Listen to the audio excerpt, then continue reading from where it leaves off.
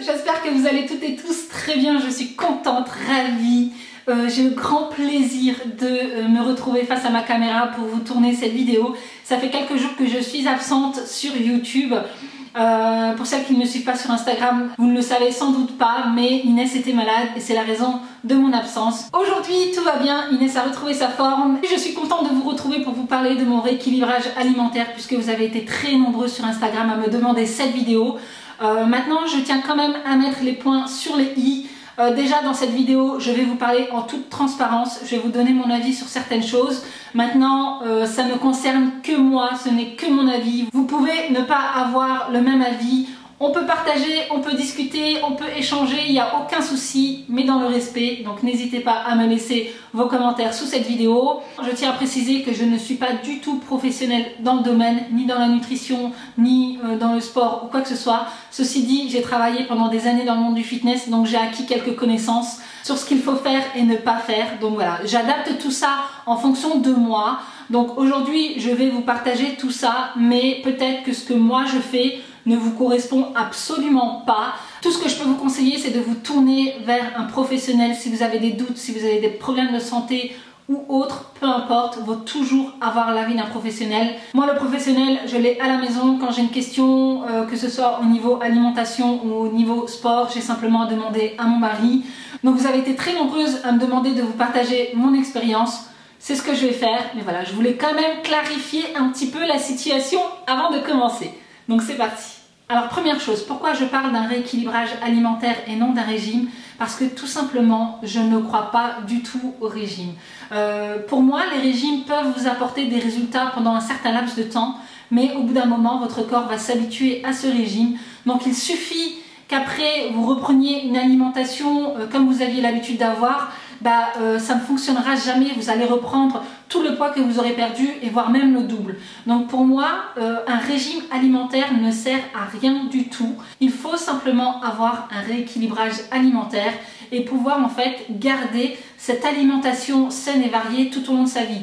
Donc voilà, c'est la raison pour laquelle j'utilise le terme rééquilibrage alimentaire et non de régime. Alors pourquoi j'ai décidé d'entamer un rééquilibrage alimentaire? Tout simplement parce que je suis en surpoids. Voilà, qui dit surpoids dit problèmes médicaux. D'ailleurs, je commençais à avoir quelques petits signes au niveau de ma santé qui me disaient « Mounia, fais attention, il n'y a pas à réfléchir, midi 14h, pour moi, la santé c'est primordial, on n'en a qu'une, donc il faut en prendre soin. » Et c'est vrai que ces dernières années, j'ai eu une alimentation un petit peu en dents de scie. Voilà, c'était vraiment un jour ça allait, un jour je partais complètement en vrille. Mais aujourd'hui, j'ai quelques signes d'alerte qui me disent que je dois absolument revenir à un poids de forme.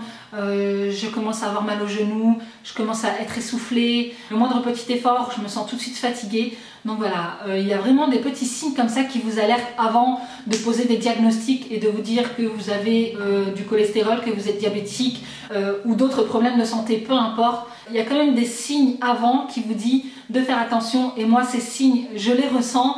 Donc c'est la raison pour laquelle j'ai décidé de reprendre ma santé en main et de commencer un rééquilibrage alimentaire. Donc je n'ai pas pour objectif de perdre 5, 10, 15, 20 kilos. Personnellement les kilos je m'en fous complètement.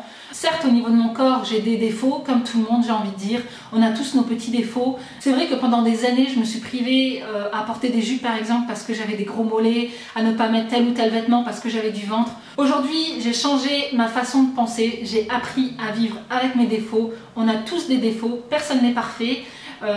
Mais c'est vrai que parfois, il suffit simplement de bien choisir le style de vêtements adapté à notre morphologie pour que tout change. J'ai même appris à mettre mes défauts en valeur. Par exemple, j'ai du ventre, hein, j'ai eu 3 grossesses, donc forcément j'ai le ventre un petit peu relâché. Au lieu de me diriger vers un jean taille basse, je vais plutôt me diriger vers un jean taille haute. Il suffit parfois de changer 2-3 petites choses à votre garde-robe pour que vous puissiez vous sentir bien dans vos vêtements et vous trouver belle. Pendant la grossesse d'Eden, j'ai eu le diabète gestationnel et j'ai été suivie par un corps médical pour m'aider justement à me diriger vers tel ou tel aliment pour ma santé et la santé de mon bébé. Donc là déjà, j'ai appris pas mal de choses sur ce qu'il fallait manger et ne pas manger. Donc je n'ai ni plus ni moins repris les mêmes habitudes alimentaires que j'avais lorsque j'étais enceinte d'Eden, à savoir que j'ai très fortement diminué tout ce qui est sucre rapide. Pain blanc, riz, pâtes, tout ce qui est gâteau, sucrerie et ainsi de suite, j'ai très fortement diminué. Maintenant, il m'arrive de manger des pâtes, du riz, du pain, mais je vais plutôt me diriger vers du pain de seigle, du pain aux céréales, du pain complet. Pareil pour tout ce qui est féculent, je vais plutôt partir sur du riz complet et pâtes au blé complet plutôt que sur des pâtes ou du riz blanc. Déjà d'une, il y a moins de sucre et en plus de ça, on n'a pas forcément besoin d'en manger beaucoup pour que ça tienne dans l'estomac. Une petite quantité suffit alors que des pâtes, voilà, on peut en manger 1-2 assiettes. On a toujours l'impression de ne pas en avoir assez. Là, vous prenez une petite portion et vous vous sentez tout de suite rassasié. J'ai aussi fortement diminué tout ce qui est fromage. Pour moi, ça a été le plus compliqué parce que j'adore ça. Mais c'est vrai que étant plus jeune, je ne mangeais jamais de fromage. Chez nous, les Maghrébins, le fromage, c'est pas quelque chose que l'on mange à chaque repas. Mais c'est mon mari qui m'a appris à aimer le fromage. Et c'est vrai que c'est juste une tuerie. C'est un kiff de manger du fromage. Mais aujourd'hui, j'ai très fortement diminué. C'est vrai qu'avant, j'en mangeais à chaque repas. Aujourd'hui, je vais en manger un petit morceau de temps à autre, mais plus à chaque repas. Donc ça, c'est vraiment quelque chose que j'ai fortement diminué. En plus, en apport nutritionnel, il ne me semble pas que ça apporte quoi que ce soit, mis à part du calcium, et encore, il faut bien choisir son fromage, mais je pense que ça a été le plus dur pour moi. Et il y a aussi les goûters que j'ai beaucoup changé, puisque c'est vrai qu'avant, je pouvais facilement me diriger vers une petite tartelette à la framboise, vers un éclair à la vanille ou autre. Là, j'ai complètement changé, c'est-à-dire que j'ai gardé le goûter, parce que pour moi, je suis une gourmande, j'aime manger, et quand je ne prends pas de goûter à 4 heures, je sais pas, il me manque quelque chose.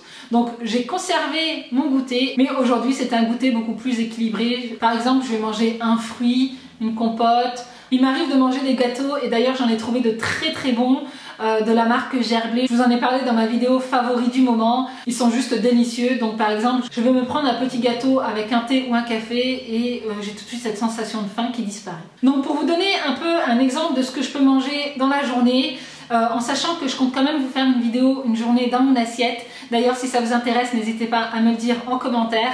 Alors pour moi, le petit déjeuner reste quand même le repas le plus sucré entre guillemets. Mais c'est tout simplement que je kiffe le sucre. Donc moi, manger des omelettes tous les matins ou de la charcute ou des choses comme ça, voilà, je sais que je ne tiendrai pas sur le long terme. Et le but en fait est de ne pas me frustrer. Donc je me fais plaisir le matin tout en restant raisonnable. Donc par exemple, le matin, je vais prendre un café sans sucre. Donc là aussi, c'est une habitude à prendre, mais je vous assure qu'après quelques jours de café sans sucre, vous ne pourrez plus boire de café sucré. Puis je vais accompagner mon café donc soit d'un bol de céréales, donc en général c'est toujours les mêmes, vous avez dû voir les céréales que je prends dans mes vidéos retour de course, ce sont des muesli au chocolat noir, ou alors ça va être du pain avec un petit peu de pâte à tartiner bio, ou parfois ça va être de la confiture, ou parfois ça va être du miel, ça dépend de mes envies. Parfois ça va être également des galettes de céréales, ça va être des omelettes, ça va être de la charcute. Tous mes petits déjeuners ne sont pas les mêmes tous les matins, ça dépend un petit peu de mon humeur et de mes envies. Ensuite à midi ce sera une protéine, donc peu importe la protéine, il y en a sous différentes formes, mais à chaque repas j'ai ma protéine, accompagnée de légumes. Donc là encore ça peut être des légumes froids, des légumes chauds, peu importe. J'essaie de diversifier au maximum pour justement ne pas me lasser, et parfois je rajoute un petit peu de féculents comme des pâtes, du riz, mais c'est vraiment rare. C'est vrai que j'ai pris l'habitude de ne plus manger de féculents à chaque repas, mais parfois quand j'en ai envie, je ne m'en prive pas, mais je préfère toujours manger des féculents à midi que le soir, puisque les féculents sont là pour nous apporter une source d'énergie. J'ai besoin d'énergie la journée, j'ai pas forcément besoin d'énergie le soir avant d'aller me coucher.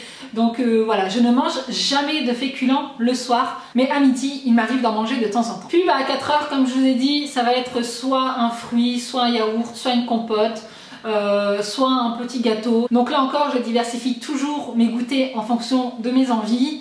Puis le soir, vers 19h, 19h30, ça va être essentiellement des légumes avec une protéine. Donc là encore, protéine, peu importe que ce soit poisson, poulet, dinde, viande rouge. Je suis pas forcément très fan de la viande rouge, donc c'est vrai que j'en mange très rarement. Mais par contre, si je dois en manger, je ne vais pas la manger le soir, je vais plutôt la manger à midi. Puis au dessert, c'est toujours pareil, un fruit ou un yaourt, une compote ou peu importe. Des fois, je ne prends même pas de dessert puisque j'en ai pas forcément envie.